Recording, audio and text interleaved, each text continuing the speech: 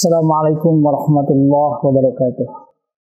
Innal hamdalillah nahmaduhu wa nasta'inuhu wa nastaghfiruh wa na'udzu billahi min shururi anfusina wa min sayyiati a'malina. May yahdihillahu fala mudilla lahu wa may yudlil fala hadiya lahu. Asyhadu an la ilaha illallah wahdahu la syarika lahu wa asyhadu anna Muhammadan 'abduhu wa rasuluh. Sallallahu alaihi wa alihi wa sallama tasliman katsira, amma ba'du. Alhamdulillah, kita bersyukur atas segala nikmat karunia yang Allah berikan kepada kita tiada henti. Semoga kita dijadikan hamba-hambanya yang senantiasa bersyukur atas nikmat-nikmat tersebut dengan menggunakannya dalam hal-hal yang diridhoi oleh Allah Subhanahu wa Ta'ala. Salawat serta salam semoga terlimpah kepada Nabi kita Nabi Muhammad sallallahu alaihi wasallam, kepada keluarga beliau, para sahabatnya, tabi'in, wa atba'ut tabi'in, serta siapapun yang mengikuti jejak langkah beliau dengan baik hingga yaumul akhir. Para pemirsa channel YouTube Minhaj Sahabat yang berbahagia dan semoga dimuliakan oleh Allah Subhanahu wa Ta'ala. Dalam satu hadis yang diriwayatkan oleh Imam Muslim, Rasulullah sallallahu alaihi wasallam bersabda, "Badiru bil a'mali fitanan." Bersegeralah kalian untuk melakukan amal-amal soleh sebelum terjadi fitnah. Kaqita'il lailil muzlimi, di mana fitnah tersebut digambarkan bagai potongan-potongan malam yang gelap gulita. Saking fitnah tersebut meliputi seluruh manusia, maka segeralah kita melakukan amal-amal soleh. Mengapa disebutkan bahwa atau apa ciri-cirinya bahwa fitnah tersebut demikian kelamnya? Maka Rasulullah SAW melanjutkan sabdanya, "Yusbihur rajulu mu'minan wa yumsi kafiran." Ada seseorang yang di pagi hari dia masih beriman, tetapi di sore harinya dia sudah kafir. Au yumsi mu'minan wa yusbihu kafiran, atau ketika sore hari dia masih dalam keadaan beriman, sedangkan tiba di pagi hari dia sudah kafir. Inilah satu kondisi yang sangat mengerikan. Tetapi solusinya sudah ada di awal hadis ini. Jadi badiru bil a'mal, bersegeralah untuk melakukan amal-amal soleh. Hadirin rahimani wa rahimakumullah, amal-amal soleh apa yang bisa kita lakukan di saat-saat sulit seperti sekarang ini, di mana fitnah-fitnah sudah meliputi semuanya. Yang pertama adalah tauhid, yang kedua iman kepada Allah, yang ketiga berdoa. Manfaatkanlah berdoa. Mungkin pembahasan tentang ini sudah banyak, tentang tauhid sering kita mendengar, tentang iman sering kita mendengar. Sedikit saya tambahkan tentang doa. Rasulullah sallallahu alaihi wasallam bersabda tentang keutamaan doa. Ad-du'a huwal ibadah. Doa adalah ibadah. Tidak ada satu ibadah pun yang tidak mengandung doa. Bukankah ketika kita beribadah kepada Allah Subhanahu wa Ta'ala, kita berharap agar amal kita itu, agar ibadah kita itu diterima oleh Allah Subhanahu wa Ta'ala? Nah, harapan itu adalah doa. Hadirin rahimani wa rahimakumullah, satu hal yang ingin saya tekankan di sini adalah kita tidak usah galau dengan ijabah doa. Karena kalaupun katakanlah Allah tidak mengijabah doa kita, atau kita rasakan kita belum melihat ijabah Allah Subhanahu wa taala, toh doa itu sendiri sudah melakukan ibadah, dan dengan ibadah kita sudah mendapat pahala Allah Subhanahu wa taala. Jadi tujuan kita berdoa bukan semata-mata untuk diijabah, akan tetapi kita berdoa karena itu adalah murni sebuah ibadah yang Allah akan janjikan pahala yang besar atas ibadah tersebut. Adapun kalau itu diijabah oleh Allah Subhanahu wa taala, maka ini adalah bonusnya. Maka ini adalah keutamaan dari Allah Subhanahu wa taala. Ini karunia yang besar dari Allah Subhanahu wa taala. Kemudian yang kedua, bahwa di dalam doa itu terdapat inti-intinya dari suatu ibadah.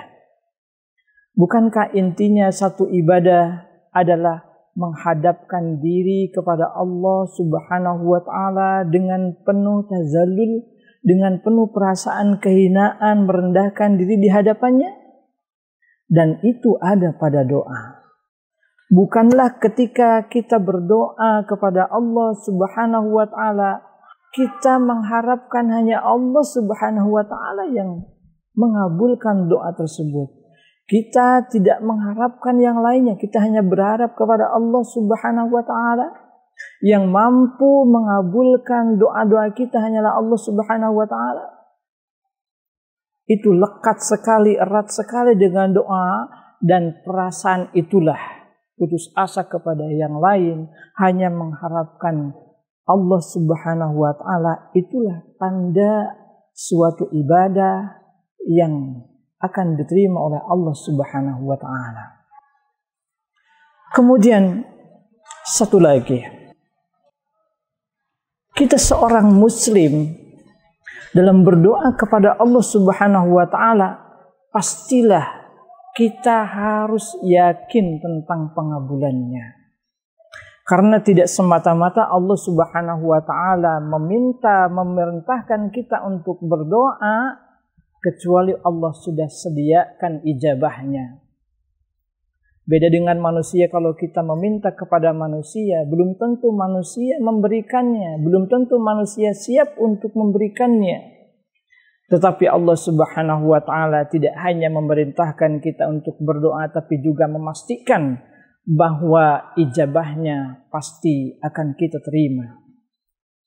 Sesungguhnya antara doa dengan ijabah itu sudah satu paket. Maka tidak usah kita galau tentang apakah diterima atau tidaknya doa kita.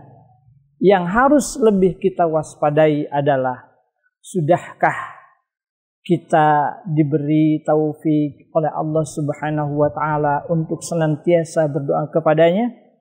Sudahkah kita memohon dengan sungguh-sungguh kepada Allah Subhanahu wa taala agar kita selalu diilhami untuk berdoa kepada Allah Subhanahu wa taala dalam setiap keadaan kita, baik dikala sedih maupun dikala kita bergembira? Itu yang harus lebih kita waspadai. Dan yang harus lebih kita perhatikan adalah, sudahkah ketika kita berdoa, kita yakin dengan ijabah doa? Dan sudahkah doa kita diiringi dengan ikhtiar-ikhtiarnya? Dan termasuk ikhtiar adalah menjauhkan semua hal yang dapat menghambat pengabulan doa kita. Yang harus kita perhatikan adalah syarat ketentuan doa tersebut dikabul oleh Allah Subhanahu wa taala sudahkah ada dalam diri kita.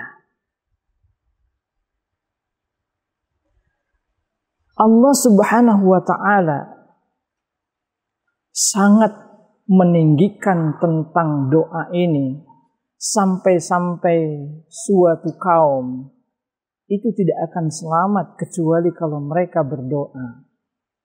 Dan bahkan orang-orang musyrik pun kalau dia berdoa kepada Allah Subhanahu wa taala, mengikhlaskan doanya hanya kepada Allah Subhanahu wa taala, mereka akan dikabul.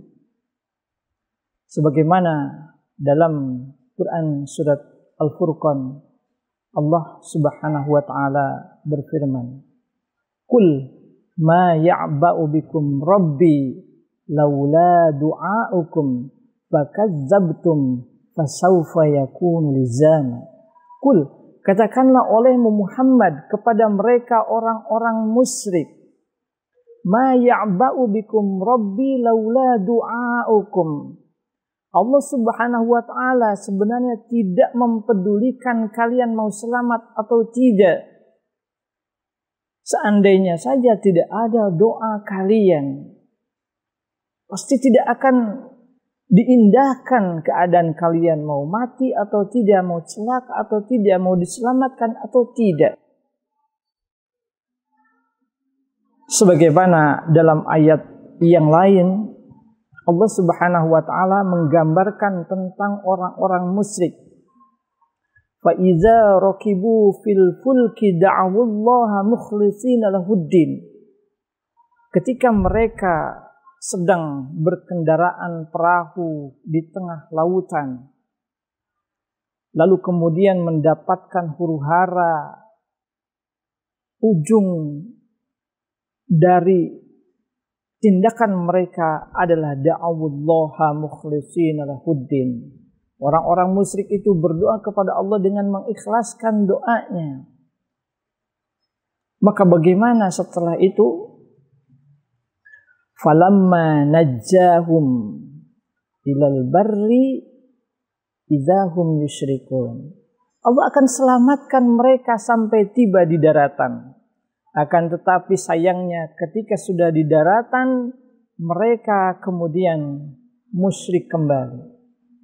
Ini hadirin rahimani wa rahimakumullah, bahwa orang musyrik ketika mereka dalam keadaan yang sangat genting, nyawa di ujung tanduk, mereka berdoa hanya kepada Allah saja, mengikhlaskan doa mereka hanya kepada Allah, maka Allah selamatkan mereka.